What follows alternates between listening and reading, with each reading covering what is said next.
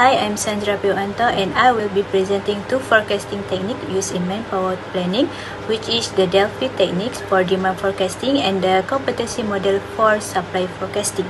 The Delphi technique is a qualitative forecasting method that involves gathering expert opinions through several rounds of anonymous questionnaires. Key characteristics include anonymity, iteration, and control feedback. Experts do not communicate face-to-face to avoid peer pressure or group teams.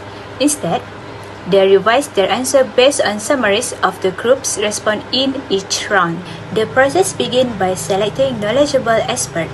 Each expert submits a forecast with supporting assumptions. The results are summarized and shared anonymously. Experts can then adjust their answer, and the process repeats until a consensus is reached, usually after 3 to 5 rounds. Advantage of this technique include deep insight from experienced experts and the ability to handle complex or uncertain issues. However, drawbacks include difficulty in verifying expert credibility and the risk of biased group consensus. An example is IBM, which used this technique during its 2003 strategic transformation. Through a 72-hour online session called Jam, 50,000 employees contribute over 10,000 ideas, helping the company shape its future HR strategies.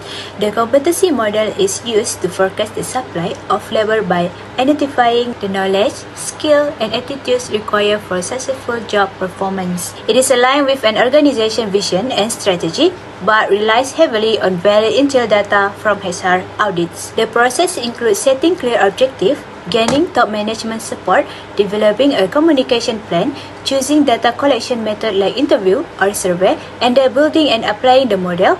The final step is evaluate and update it regularly.